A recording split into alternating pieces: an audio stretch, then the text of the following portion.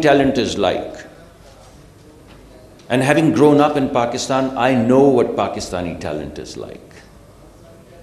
And if you put these two talents together and move them forward into this new vision of a society, I think we can tap into the global value chains and articulate our talent into that value chain in a big way.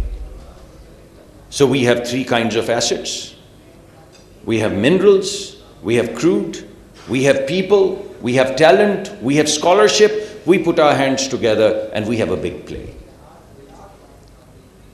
And ladies and gentlemen, what is it that we need to do all of this? I've told you that we have the largest copper mines across the world. But what we're also inviting both the private sector and the public sector is to build the infrastructure for that. Build the road infrastructure, build the train infrastructure, build the port infrastructure, particularly at Gawada, which is the closest journey from all the assets that we have to, like a corridor to the rest of the world.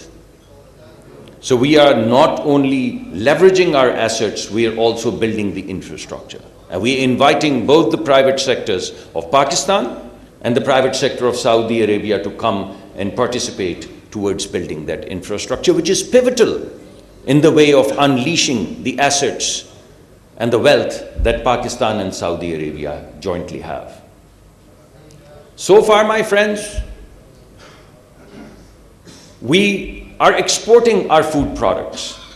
And we already have programs together, and today the largest entourage is in agriculture and food security. About 35% of Pakistani food products, they get perishable food products, they get wasted.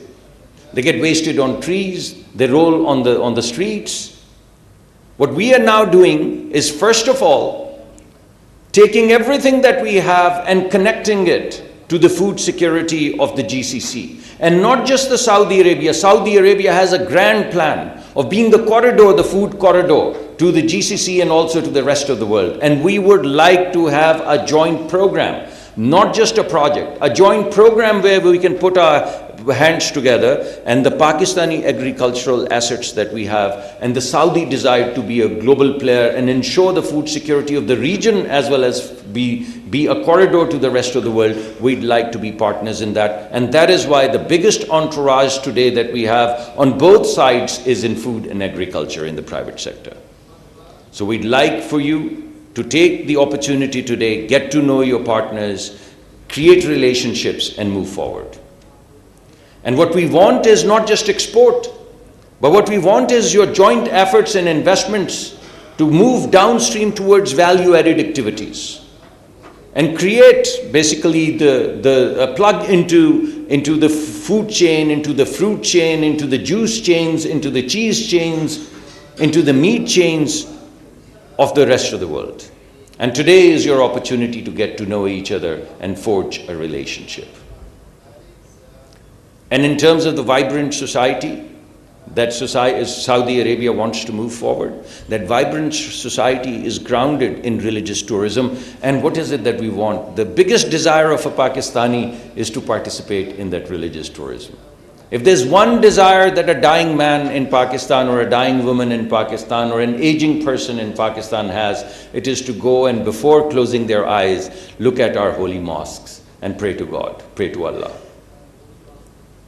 Saudi Arabia wants to promote that. We need it for our own spiritual journey. So that's fantastic. But we have another tourism in Pakistan, which is family tourism, which is experiential tourism.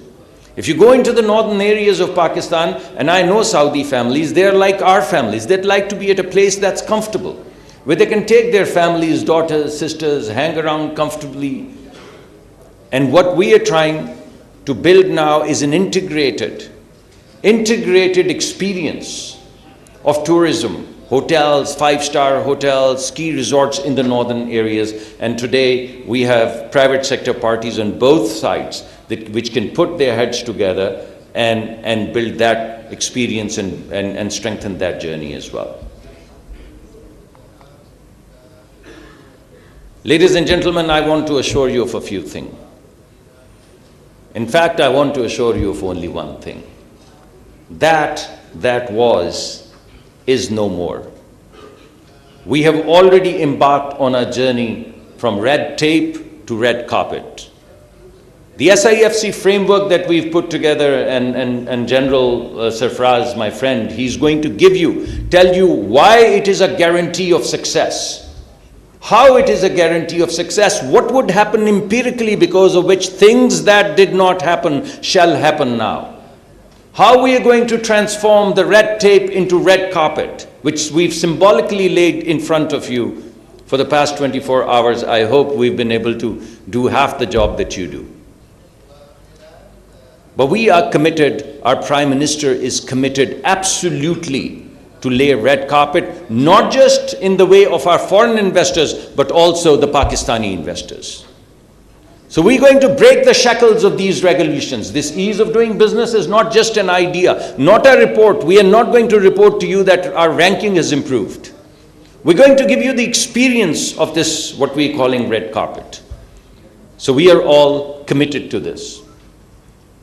Ease of doing business and private sector first. Private sector first, private sector second, private sector third.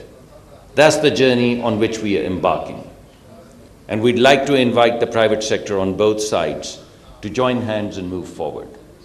We are going to create transparency. We're going to create level playing field. And all of these hogging of assets and trying to get, so to say, elite captures, those days are gone. It's going to be straightforward asset, straightforward competition, level playing field, whether you're rich or you're a young man or woman who's starry-eyed and has a great idea. The country is going to be, a red carpet is going to be laid out for you, and through fierce competition, we're going to move forward. So ladies and gentlemen, I thank you all. I just wanted to make sure that today, at least when you walk away with only one message. We're committed to the private sector. We're committed to our investors. We have a relationship of brotherhood, not friendship, with Saudi Arabia that we're going to move forward. And may Allah guide us and make us successful along this journey. Thank you very much. वज़ीर तवानाई Mossadegh Malik Pakistan Saudi अरब सरमायाकारी forum 2024 की तकरीब से खिताब कर रहे थे। उन्होंने कहा कि पाकिस्तान और सऊदी अरब के दरमियान देरीना बरादराना ताल्लुकात हैं, हमें मिलकर आगे बढ़ने की ज़रूरत है। उन्होंने मज़ीद कहा कि पाकिस्तान के पास हुनरमंद अफरादी क़ुव्वत की कोई कमी नहीं। पाकिस्तान के हुनरमंद अफराद सऊदी अरब की तरक्की में किरदार अदा कर सकते हैं। सऊदी अरब ने हालिया बरसों में तेज़ी से तरक्की की है। पाकिस्तान में मादनियात के वसी ज़खायर मौजूद हैं। उनका मज़ीद कहना था कि सऊदी पाक बरादराना ताल्लुकात को मज़ीद सूदमंद बनाने के लिए इक़दामात करने की ज़रूरत है। पाकिस्तान सऊदी अरब का अपना बड़ा भाई समझता है। उन्होंने मज़ीद कहा कि आज मौका है कि एक दूसरे की सलाहियतों से फ़ायदा उठाया जाए, एक दूसरे को समझा जाए। अपने तमाम नाज़रीन को बताते चलें कि पाकिस्तान सऊदी अरब सरमायाकारी फोरम 2024 की इफ्तिताई तकरीब इस्लामाबाद में जारी है। सऊदी अरब का आला सतही तिजारती वफ़द पाकिस्तान के दौरे पर है। 3 रोज़ा ये दौरा है। आपको बताते चलें कि इस दौरे की क़यादत सऊदी नायब वज़ीर सरमायाकारी इब्राहिम बिन यूसुफ अल मुबारक कर रहे हैं। सऊदी अरब के 38 रुकनी वफ़द में IT और तवानाई समेत मुख्तलिफ कंपनियों के सरबराहान शामिल हैं। On a positive trajectory, whether it's our agriculture GDP, which is growing at 5% on the back of bumper crops, whether it's rice, whether it's wheat, whether it's sugar. At the same time, on the current account deficit side, we have had a number of months where we've had surpluses. And therefore, before the year is out, during this fiscal year, our current account deficit is going to be less than $1 billion. Our foreign exchange reserves, which had dipped to about 15 days of cover, have alhamdulillah recovered to almost over $9 billion, which is about 2 months import cover. Currency has been stable over the last 10 months. Inflation, which peaked at 38%, is now down to roughly 17%. Stock market, therefore, has reacted positively. We have seen all-time highs. We have seen foreign buying coming in. We see institutional investors coming back to Pakistan. In fact, in a few minutes I have to leave because we have some US and European institutional investors who are coming to my office to figure out where we stand, and we've seen already buying coming in terms of institutional market. Now, all of this has been ushered in because in the previous administration, Prime Minister Shehbaz Sharif signed the 9-month SBA. And under his watch now, mashallah, we have concluded successfully 9-month SBA with the last tranche of the IMF, which came in about a week back. Now, where do we go from here? We have requested the IMF in the spring meetings a couple of weeks back in Washington, and when we were again in Riyadh last week on the sidelines of the World Economic Forum, that we want to go into a larger and a longer program with the fund. And they have acceded to that request, and we are expecting the mission to arrive here, inshallah, within a week to 10 days, where we will start discussing the contours of the next program. Now, why do we want this program? We want this program for two reasons. One, to bring permanence in the macroeconomic stability that we have. And for that, we do need the fund umbrella. But even more importantly, we want to get on with the execution of the structural reforms, which we all know, and I've always talked about the fact that for the what and why, Pakistan has known for a very long time. It's now getting on with the execution. And for that, we need the fund umbrella. In terms of our priorities, again, there's no rocket science in there. We have to broaden our tax base. Our tax to GDP is languishing at about 9%. If we have to join the Committee of Nations, we have to start moving it towards 14-15%. The second one, the Minister of Power is here, Minister of Petroleum is here. With the help of these cabinet colleagues, we have to start resolving the complex energy equation, because we can make an industrial policy, we can start moving in the right direction, but if we don't get into competitive energy, we are not going to get there. So that's a second very important part of the reform agenda. And the third one is the SOE reforms. As Minister Mudassir Malik mentioned, and our Prime Minister has been very clear, that the government has no business in being in business. And therefore, all the drag that we have from the SOEs, we need to, and we will, inshallah, accelerate the privatization agenda. And you already see some of the transactions which are in play at the moment, whether it's PIA, our national airline, or the Islamabad airport. We certainly hope that inshallah by the time that we come to end June or early July, we can get these transactions through the finishing line. Now, that is, from my perspective, the short term. We need to get this done in the next fiscal year and then get into the permanence of it. But ultimately, it's about road to market, because people question, and rightly so, with a healthy dosage of skepticism, that why would this be the last program with the IMF? We are ultimately talking about the 24th IMF program that we are getting into. The only way we'll ensure that this is the last program is if we have a clear view and roadmap in terms of road to market. The first one is export-led growth, and the second one is foreign direct investment. And that's where, ladies and gentlemen, all of you come in. All of you come in, because you are going to make it happen, inshallah, for Pakistan.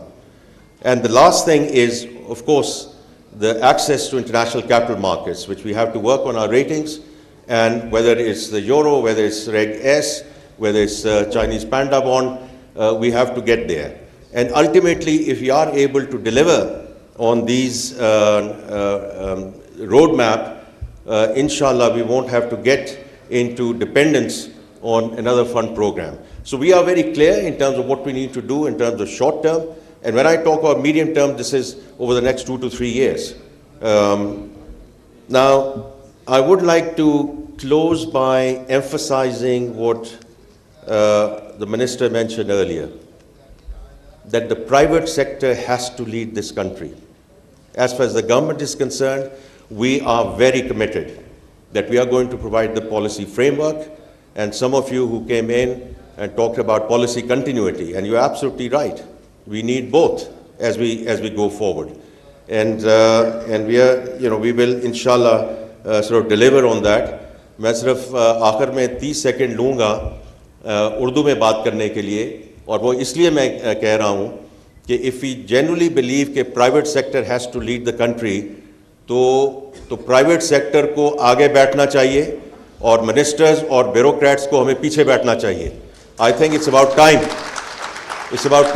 that we actually make sure when we say the private sector has to lead this country, the private sector should also be sitting in the front benches, and all of us should be, Excellency, I'm just saying, all of us should be right behind them, because that's how it works, and that's how we are going to operationalize the private sector leading the country. With that, ladies and gentlemen, I wish you a very successful investment conference from Ministry of Finance.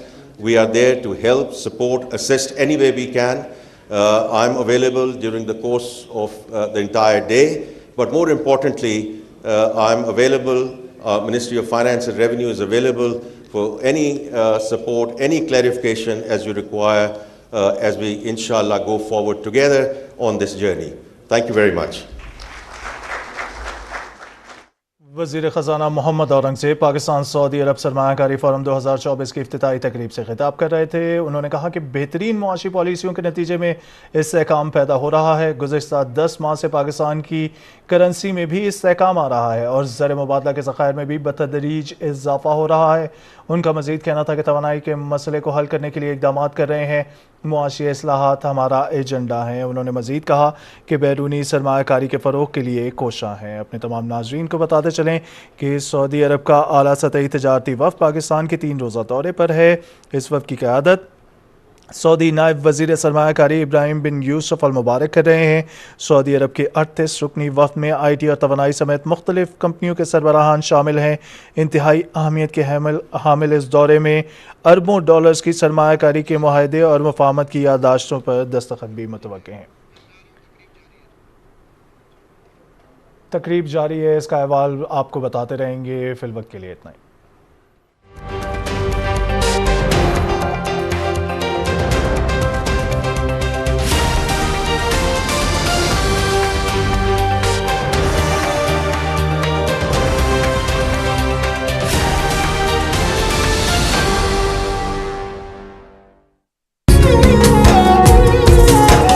के मारो बंजारो पधारो मार देश केसरिया बाल मुझे पधारो पधारो मार देश देश रे पधारो मार देश.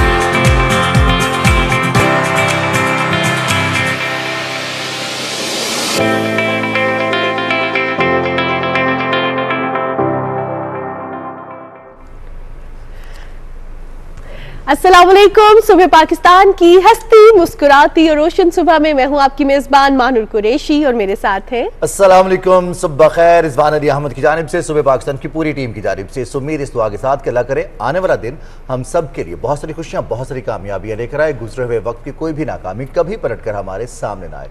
प्रोग्राम के आगाज़ पर ही हम आपको बता दें कि हफ्ते का आगाज़ हो रहा है. दिन का आगाज़ हो चुका है, अब हफ्ते का आगाज़ हो रहा है. तो पूरे हफ्ते के हवाले से जो महकमा मौसमियात की पेशगोई है वो यही है कि मौसम गर्म रहेगा, टेम्परेचर्स ऊपर जाएंगे, कहीं कहीं हल्के फुल्के बादल मंडलाते रहेंगे, लेकिन गर्मियां अपनी पूरी आबोताब के साथ आ रही हैं। बिल्कुल जनाब, और इसके साथ साथ जहां पे हमने हफ्ते के आगाज के हवाले से बात की है, तो हफ्ते का आगाज जरा हम गुड न्यूज से करते हैं। और गुड न्यूज ये है कि पाकिस्तान का कौमी खेल हॉकी, और हमारे जो हॉकी प्लेयर्स हैं, हॉकी टीम, क्या शानदार कारकर्दगी दिखाई है। हमारे प्लेयर्स ने पहले मलेशिया और साउथ कोरिया दोनों को शिकस्त दे दी और क्या जबरदस्त खेला है। पहले मैच में पाकिस्तान ने मलेशिया को 5 के मुकाबले में 4 गोल से शिकस्त दी। शानदार गोल किए, पाकिस्तान की जानिब से हैट्रिक की गई। और कल दूसरा मैच था पाकिस्तान का, और कल के मैच में पाकिस्तान ने कोरिया को शिकस्त दी 4-0 से, जिसे कहते हैं ना कि क्लीन चिट रखी हमारे गोलकीपर ने और हमारे प्लेयर्स ने। फील्ड हॉकी बेहतरीन स्किल्स का मुजाहरा किया।